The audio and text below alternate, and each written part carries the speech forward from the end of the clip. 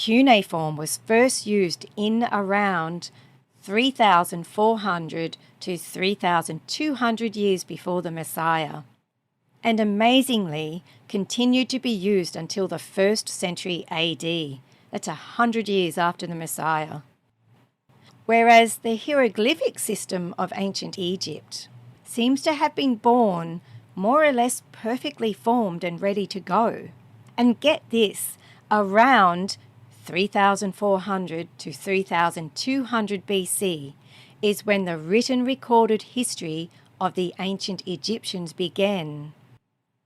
For perspective, the 2 stone tablets of the testimony of God that he engraved with his finger was around 1,446 years before the Messiah on Mount Sinai in the Sinai Peninsula of Egypt. Roughly 2,000 years later than the cuneiform.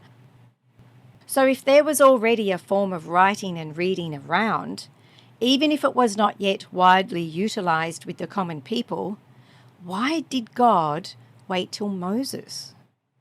Why didn't he engrave his testimony and give it to Adam, since Adam came first? And so I was taken back to Adam. Well, really to God.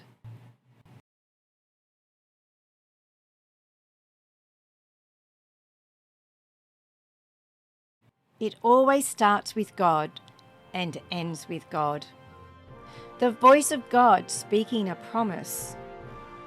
I'll be reading from Genesis chapter 1, verses 26 to 30. God speaks a promise, Genesis chapter 1, verse 26. And he said, God, we will make Adam in the shade of us as the likeness of us. And he will tread down to subjugate and rein in the fish of the sea, and with the bird of the heavens, and with the mute, and with all of the land, and with all of the creeping upon the land.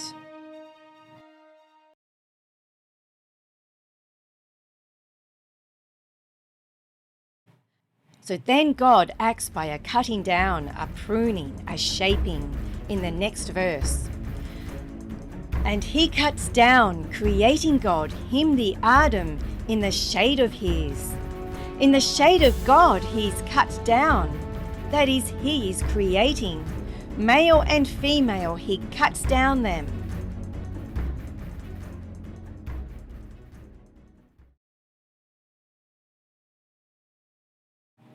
And in the next verse, God then kneels them down and speaks favour upon them. And he blesses them. That is, he kneels them down and speaks favour upon them, God. And he said to them, God, you will bear fruit and increase and fill her the land, and tread down her to subdue her, and tread down to subjugate and rein in the fish of the sea, and with the bird of the heavens, and with all of the living, the creeping upon the land.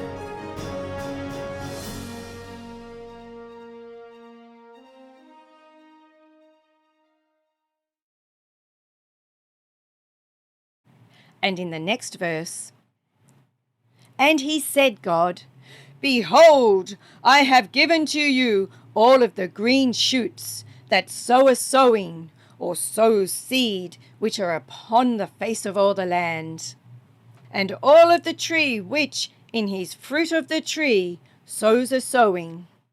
To you this will be to eat.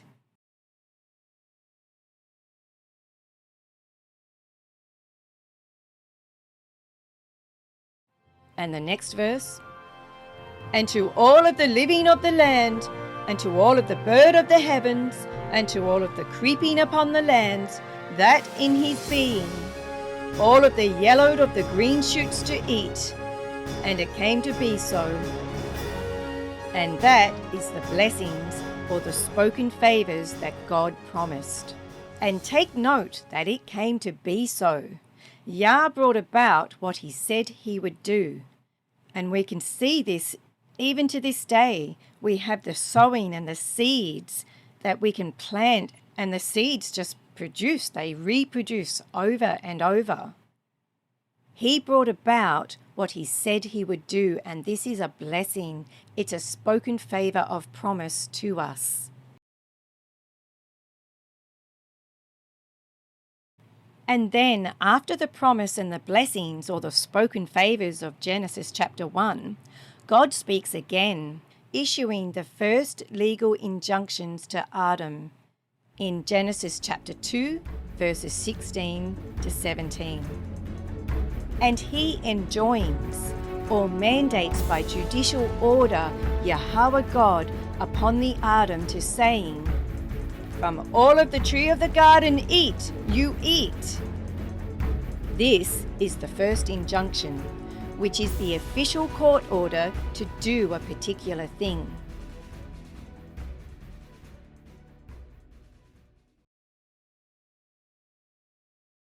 And in the next verse, God continues, "And from the tree of the knowing of doing good and of doing spoil, you will not eat from us." That is the second injunction, which is the official court order to refrain from doing a particular thing. And God continues, "That in the day of eating you from us, dying you will die." And that is the first established legal decree, which is the judicial order of the judgment or the decision and determination of the court that announces the legal consequences of the facts of a case and orders that the court's decision be carried out, enforceable by law. In other words, it's the official order to carry out the sentence. And as a side note, it's really interesting that the word knowing or knowledge, as most translate it, is in the feminine gender. But there are no other feminine gender words in these verses. This tells us that the origin of knowing and knowledge is that which comes from God. He knows the doing good and the doing of spoil, but he doesn't want us to know or have knowledge of it, so that we don't experience not only the doing of spoil, but also the receiving of spoil, because it destroys and harms life and only causes death. God is pro-life. He wants us to experience and know all of the goodness of life that he has made for us, and it's ours for the taking.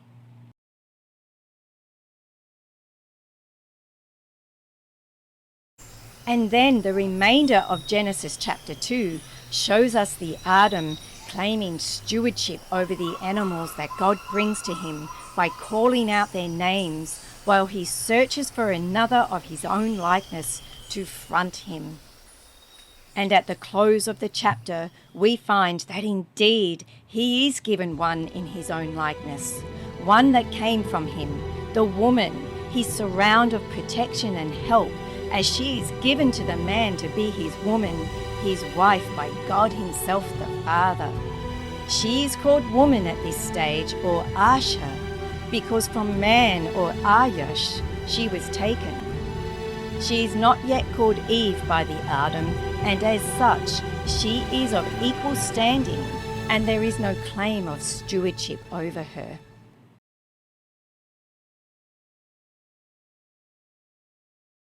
The Adam up until now has been hearkening to the voice of God, until suddenly we're introduced to another new character, the Nakusha. The beginning of Genesis chapter 3 introduces the Nakusha as a cunning serpent, where he subtly begins by asking the woman a question, a seemingly innocent question, subtly questioning the intentions of Yahweh, cunningly accusing him. And the serpent speaks in Genesis chapter 3 verse 1. And he said to the woman, "Indeed, that say Allahayim God, you will not eat you from all of the tree of the garden?" The woman is drawn into the serpent's questioning accusations. I want to warn her, wait, stop, Asha. Who are you listening to? But they go back and forth as the serpent cleverly leads the woman to question the intentions and wisdom of Yahweh, and the woman begins to justify her agreement with the serpent as she answers him, twisting the firm word of God by weaving falsehood with part truth to agree with her own desires. The serpent has her enchanted.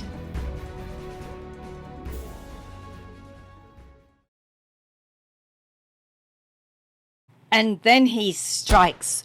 Boldly he outright accuses Yahweh of withholding knowledge and wisdom from them, and he foretells in Genesis chapter 3 verses 4 to 5, "And he said, the serpent to the woman, You certainly will not die, the dying of yours.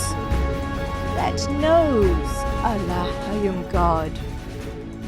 And there is the accusation that Yahweh is withholding from them to be as wise and knowledgeable as he.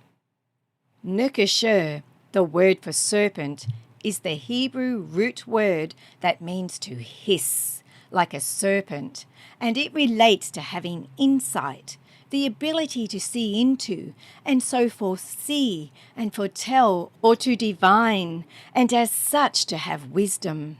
It can be of truth or of falsehood, depending on whose insight and foresight one is foretelling from. And so to divine, foresee and foretell also meant to hiss magic spells and enchantments. In ancient Egypt, Canaan and other cultures, the serpent or an image of the Nekesher is the god's representation and temporary dwelling place, and is endowed with special powers by the deity. This serpent god of the desert, named Nekeshtan in English and named Nekeshethan in consonantal Hebrew, was the god who could see into the future and foretell it, and so had wisdom and gave wisdom. Nekeshethan is the same Hebrew word used for copper and derives from the root word serpent or to hiss, Nekesher, for copper was associated with the red colour of the throat of a serpent when hissing.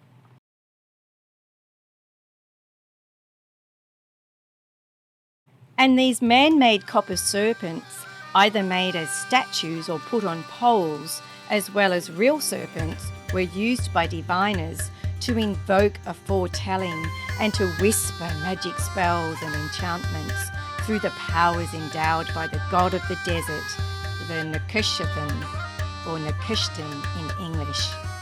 In 2 Kings chapter 18 verse 4, Nekeshtan is a derogatory name given to the copper serpent which God told Moses to erect in Numbers chapter 21 verses 8 to 9. For the mixed multitude of Israel had brought many pagan beliefs, cults, and idols with them out of Egypt, as seen by the painted images of animal deities on many of the banners of the 12 tribes of Israel. The tribe of Dan carried the image of Nekeshtan on their banner out of Egypt. And Jeremiah speaks of King Hezekiah in 2 Kings chapter 18 verse 4.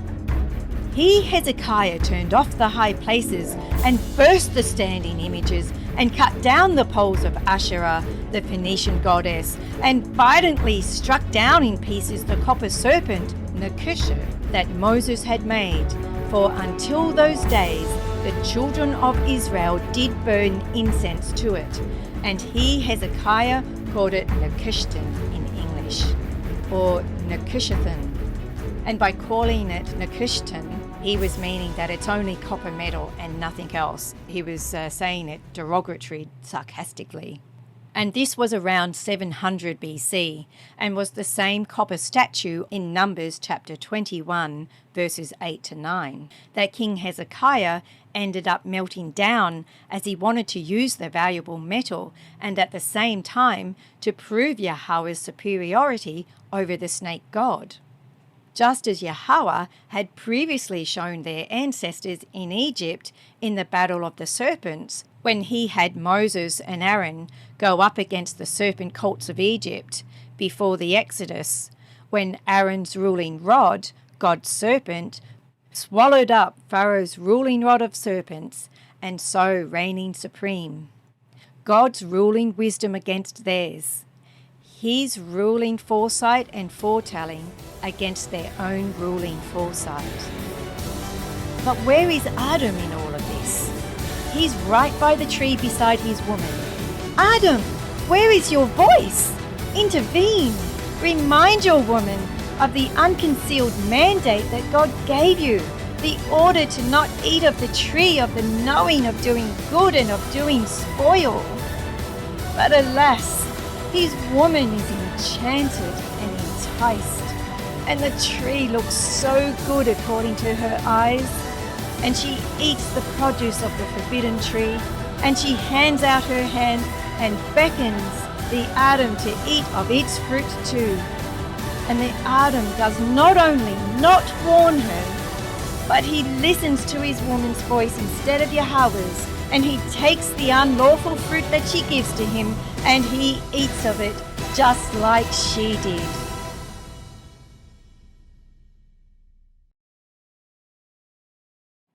And then, to make matters worse, in Genesis chapter 3 verse 8 it says, "And hearkened they to the loud call of Yahweh God from walking in the garden to bring about the wind of the day. And they hid the Adam and the woman of his from the face of Yahweh God in the midst of the tree of the garden." Oh no, they've rejected God's wind of the day, his spoken word, for they hearkened to the woman's wind instead, as we see the link from the two feminine words, wind and woman. And so they hid themselves from the face of God in the midst of the very tree that they just ate from.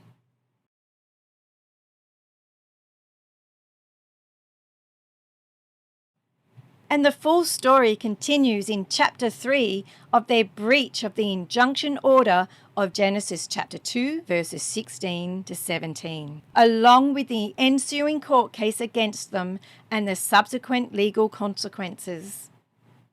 I discovered that breaching an injunction is considered a contempt of court and is an act of disobedience that opposes or defies the authority, justice and dignity of the court, which is God's court. And so in Genesis chapter 3 verse 17, God speaks his charge against Adam. And to Adam he said, "That you hearkened to the call of the woman of yours, and ate from the tree which I enjoined you to say, you will not eat from us." And so without going into the full details behind this, which we'll do when we go into the proper deep study of Genesis, we find that at first Adam hearkened to God's voice, but then later hearkened to his woman's voice and closed his ears to God, and the woman hearkened to the serpent or the diviner and closed her ears to her man and to God. And both their eyes were opened. They now not only knew the doing good of God, but they now knew and experienced the opposite of God's goodness, spoil and brokenness, while the diviner foretold from his own knowledge and insight rather than from God's foresight, and he closed his eyes and ears to God as well.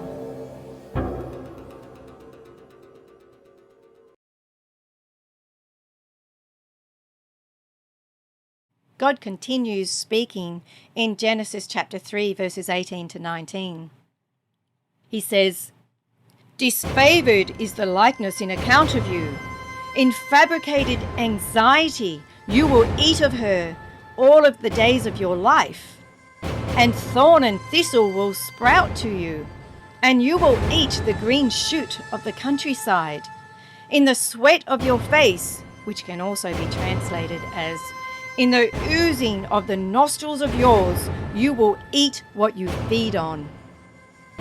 And this is the consequences of the Adam's breach or the curse. The mandate was given to him by God for their protection, And the Adam, as the family's covering and protector from those outside of his household, is supposed to uphold the word of God and intervene on behalf of his family. But he didn't listen to God. And as long as he continues in this way, disfavour comes upon the family and those who follow in his likeness, and on account of this, the product or the fruit is anxiety and worry because he is not upholding the words of God nor listening to him. And as a result, thorns and thistles, knowing spoil and brokenness, sprouts up from the eating of the unlawful fruit. That is what it produces, because he's feeding on the food of animals, as in the food of Genesis chapter 1 verse 30, which represents the knowledge and word of others that is outside of God's covenant, what is contrary to God's foresight, knowledge, and his words of life.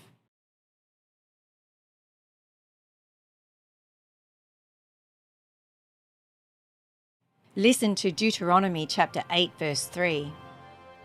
And he depressed you, and he hungered you, and he caused to eat the manna, literally, the what?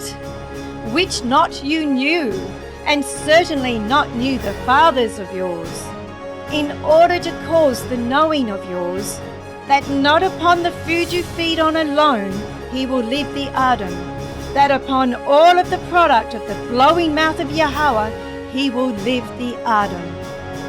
And this is the verse that Yahushua the Messiah quotes from in Matthew chapter 4 verse 4 and in Luke chapter 4 verse 4.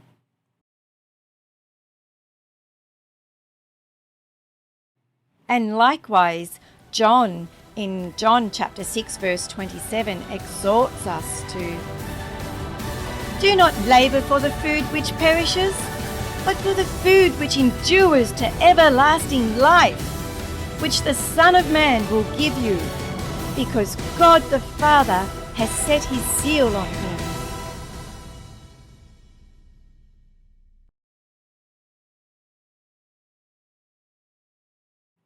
And so the disfavour and the consequences of the breach of the mandate of Genesis chapter 2 verses 16 to 17 comes into effect, and the decree to carry out the court's decision of that in the day you eat from us, dying you will die, must be enforced by law.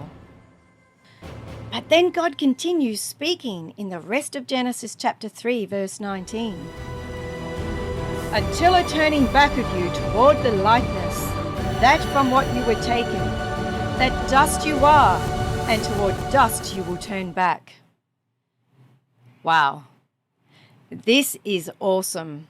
What God is saying is that these consequences, the curses that come from being outside of his covenant and his word, the experience of spoil and brokenness can be stopped. This is huge.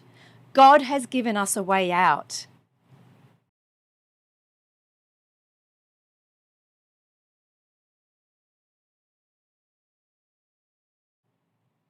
A way to turn back the spoken disfavour or the curses.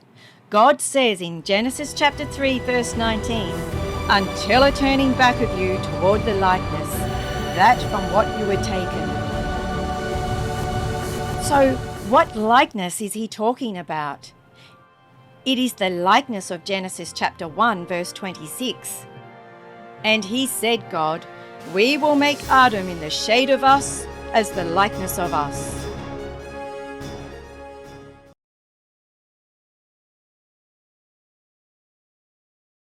And back in Genesis chapter 2 verse 7, it tells us what the dust from the likeness is referring to.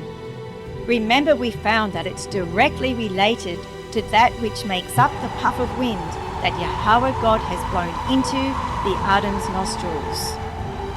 God is saying that when the Adam turns back from feeding on the food of animals, from hearkening to those other than the spoken words of God, and turns back to him into his covenant, then he will experience the making good of God, and not the thorn and thistles and spoil and brokenness. He will enter the garden once again, Yahweh's hedge of protection, despite the presence of the tree of knowledge of doing good and of doing spoil that is amongst us still. And that is so very cool.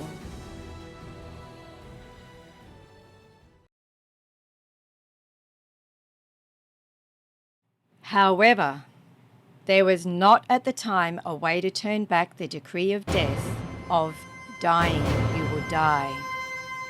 But listen to what Paul says in Romans chapter 5, verse 14. Rather did reign the death since Adam to Moses, and upon those not having sinned or missed the mark, in the likeness of the misstep of Adam, who is a model of who was intended. This says that death reigned since Adam to Moses, and upon those who have missed the mark or sinned. Why does it say that death reigned up until Moses and not the Messiah?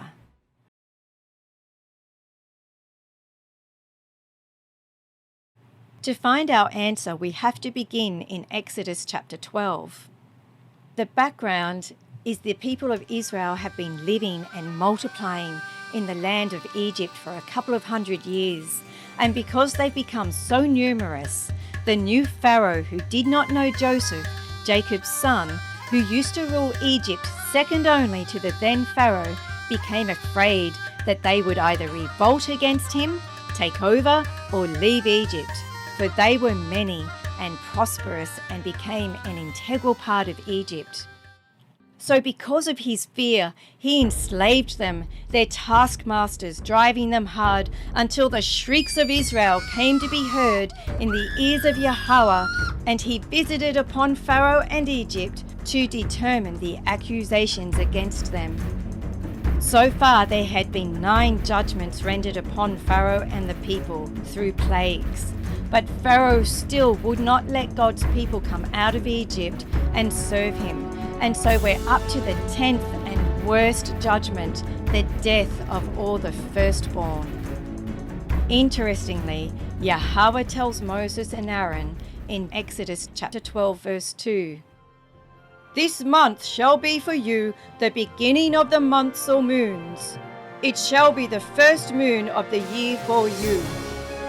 This is interesting because this is a new beginning, but it's also an ending. Rather did reign the death since Adam to Moses. There is death on the horizon, but there is also a lawful way to be skipped over and spared of the enacted judgment of death, which is a prophetic model for how God will justify the lawful skipping over and spare those of the Genesis chapter 2 verses 16 to 17 death decree, that of permanent death, in which all people come under.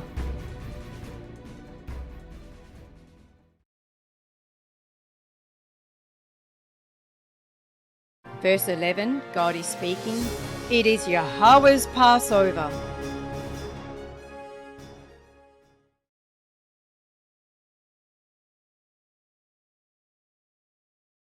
Verses 12 to 14, he continues speaking, "And I will pass over through the land of Egypt during this night, and will strike every firstborn in the land of Egypt, from man to mute. And on all the gods of Egypt I will make judgments, and carry out the sentence. I am Yahweh."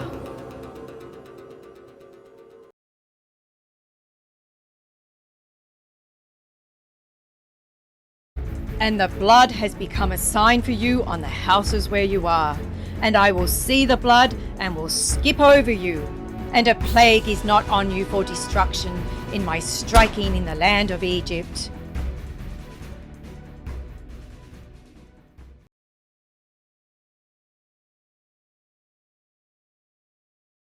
"And this day will become to you a remembrance, and you will keep it a feast to Yahweh to your generations, an enactment of rule of law for an age beyond. You will keep it a feast." This sign of the slaughtered lamb's blood is the beginning of the end of the reign of death that Paul spoke of in Romans chapter 5, verse 14. For it is this sign of the blood that enables God as the judge to justify his judicial decision in skipping over the judgment of death and render a favourable verdict. The lamb's blood, the death of its life, is instead of the life of those who put the blood on the lintel and the doorposts. But this sacrificial lamb only temporarily covered them from the requirement of death. For death is required of all people who miss the mark of God, and all people have missed the mark of God.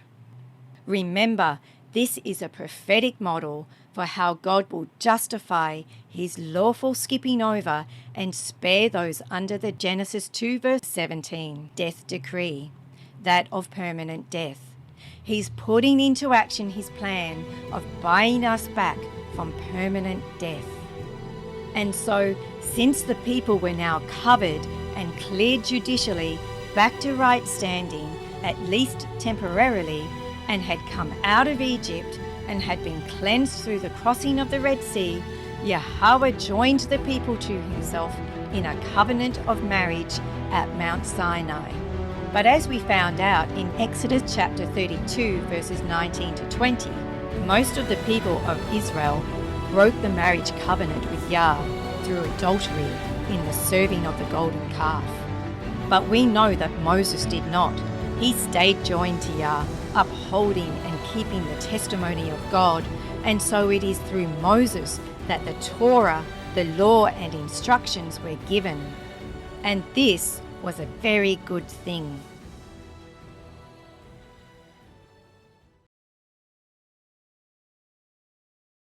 And why is the giving of the law a good thing? Paul explains why in the previous verse in Romans chapter 5 verse 13. For sin, or missing the mark indeed, was in the world before the law or the Torah was given. But sin, that is missing the mark, is not reckoned where there is no law or Torah. You would think that might be a good thing, right? But what he's saying is that if there is no law to show what is wrong, or laws to constrain and properly deal or reckon the wrongdoing and the injustices, there will always be wrongdoing and injustices. There would be no end to it. People do what is right in their own eyes, just like Cain and so on. And there would be no justice or restitution made. Injustice and death would continue to reign without end, no way out. Even if one was in covenant with Yah, that pesky decree of Genesis 2 verse 17, dying you will die, was still in effect. For the sign of the sacrificial lamb's blood was only a temporary measure, a covering. It was unable to do away with the decree permanently. And so the giving of the Torah or the law and the decrees was an act of favour and love that constrain and reckon injustices. But this is not how the decree of Genesis 2 verse 17 will be dealt with. Even though God will deal with it lawfully, it is not the law itself that can erase it. Say what? The law simply shows what is wrong in the eyes of the law, set down by what Yahweh has determined as law, based upon his law of equal weight and measures in the form of restitutions. And interestingly, though he is the creator, he rules and judges according to his own law. And as he lawfully judges, he sets established rulings of case law for us to follow to help us constrain and reckon injustice.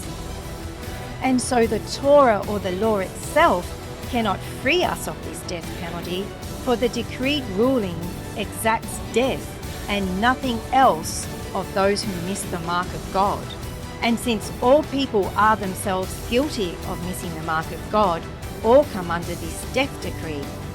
And if God didn't make a way to reconcile all peoples to him legally and lawfully, if he could not justify his judicial decision, then once we die, that would be it.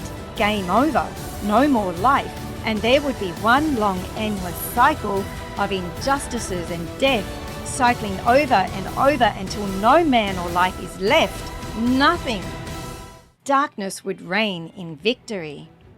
But God does make a way to lawfully reconcile all people to him, for he must keep and uphold his law, just as we must, though of course not through the Levitical sacrificial system, as the Levitical priesthood has now passed away for the now reigning priesthood of the Melchizedek order, or in consonantal Hebrew, the Malachir Tustaquer, which means King of Right Standing. And we know that God is light, and victory is his. And he cherishes life, our life. We are so very precious to him that he has indeed made a way. And so the Torah, or the law, is not and never was the way to bring about what the church calls salvation or justification. The law can only uphold the ruling of the death penalty.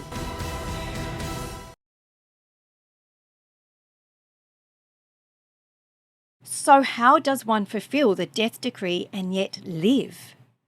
Death itself must be overcome, conquered, and be done away with once and for all, so that life can be raised up and flourish and live after death and beyond. But first, in order to be saved or freed of the judgment of the death penalty, one must be legally justified of one's innocence. And this is represented in the Passover feast that we just spoke of. God passes over to strike judgment to carry out the sentence, but will skip over carrying out the sentence upon seeing the sign of the sacrificial lamb's blood, which covers over one's guilt. The sign of the blood justifies the decision to skip over the striking of judgment, rendering a stay on the guilty verdict. And so there came to be a way to reconcile all people to God, at first through this temporary covering for missing the mark or sin, covered over until the coming forth of a way to deal once and for all with that death penalty and turning it on its head. The death of death.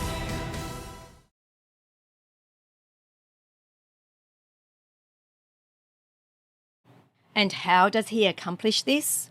Remember Romans chapter 5 verse 14? Rather did reign the death since Adam to Moses, and upon those not having missed the mark in the likeness of the misstep of Adam, who is a model of who was intended. The last part of this verse, of Adam, who is a model of who was intended. This is, of course, referencing the Messiah and alludes to the fact that it is the Messiah who does deal once and for all with the death decree of Genesis chapter 2 verse 17, and essentially turns it back by first paying the price with his clean, innocent blood, his upright life for the mess and guilt of ours, and then by conquering death through his being raised up from the dead to live life beyond death, effectively fulfilling the legal requirement of the death penalty, so that the ruling of the death penalty of Genesis chapter 2 verse 17 no longer applies, because the law sees that the sentence has been served.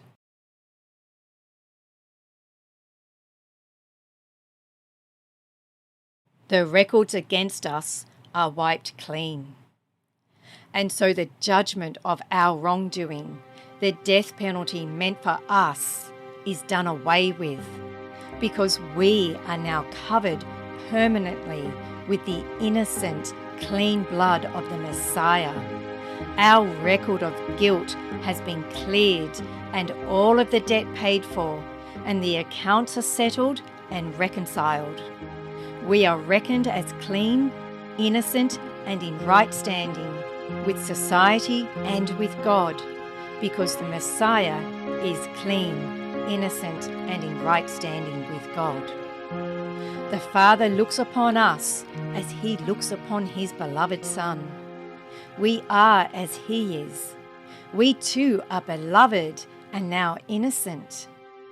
And just as the Messiah was raised from death to life, so we too. We are absolutely assured of life beyond death because of the firmness of our Messiah, who is firmly resolute in the Father's word and his promises, firmly standing upon the firmness of the Father, that not only does he have the ability to bring his promises to pass, but that he firmly does and that he did. This is our assurance for all those who follow the Messiah and stay firm in him. We have life beyond death, a life that is becoming fully united and one with the Father and the Messiah, new flesh, a new nature, and a life full of the goodness of our Creator. How very remarkable is that! All because of the love of one man, Yahweh, and the absolute love of the one and only God, Yahweh, our Father, the Creator of all.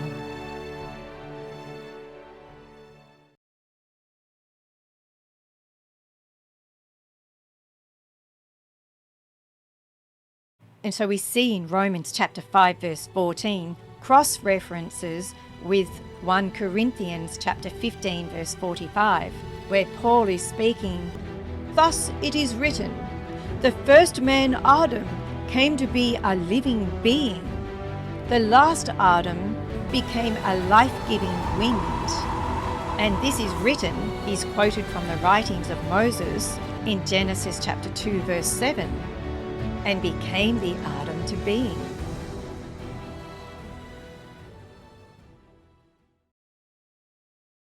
And speaking of the Adam, we find in Hosea chapter 6 verse 7, God speaking to Israel and Judah, saying, "And they as Adam passed over the covenant. Therein was the covering of their deceit with me." Linking this to Genesis chapter 3 verse 11, where God asks Adam, "Who told you you were naked?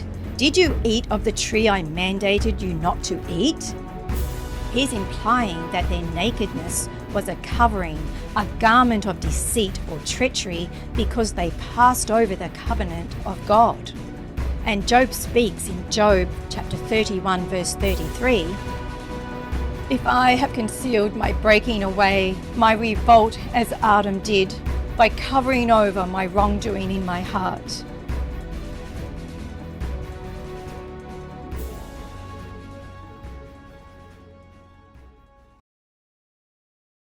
And Proverbs chapter 28 verse 13 wraps it up by saying, "Whoever covers over his breaking away, his revolt, will not prosper." That is, in the Hebrew thinking, he will not be pushed forward. "And he who holds his hand out to Yahweh and loosens the covering over, will his life be cherished as a mother cherishes the life in her womb." What great news this is! But not so much for those like Adam, who refused to turn back into the covenant of God, who refused to uncover their covert acts and refused to hearken to the word of God. And I just want to add, this covering over is not only done by those outside of Yah's covenant, we all do it to some degree.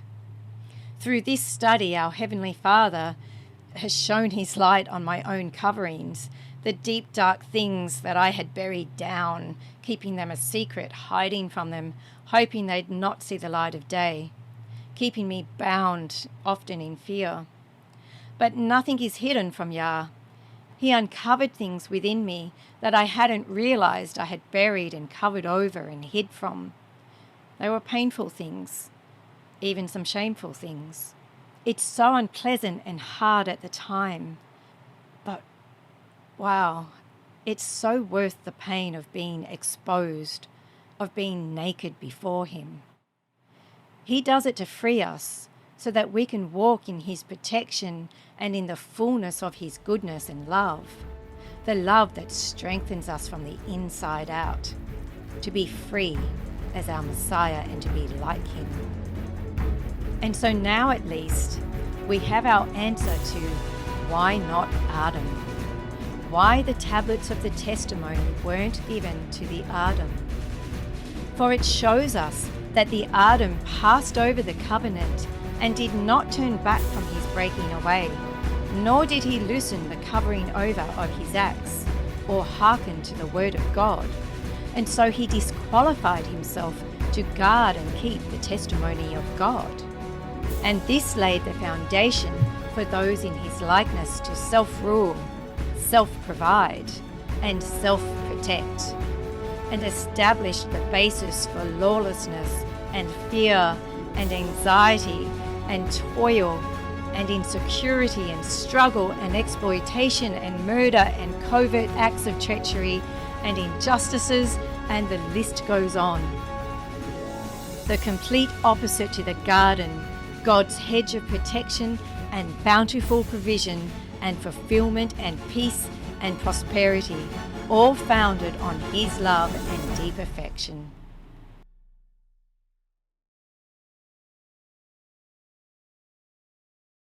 I'll leave you with Deuteronomy chapter 8 verse 3.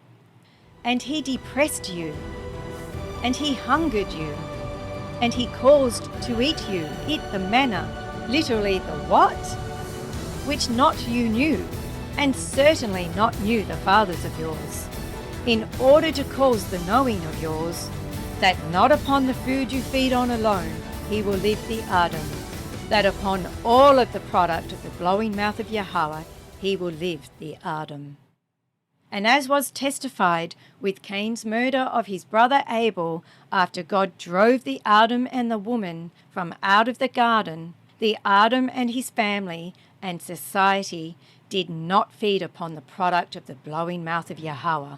They did not feast on the spoken words or promises of God, and they did not turn back to him and enter into his covenant. And then one day there was a call, a lone call. And so there we have this episode. So join me in the next episode to find out what happens next and push on with our journey toward why the written word of the testimony of God. May Yah pronounce favour upon you, blessings in English thinking. Until next time, this is Jenette bringing you the firm word.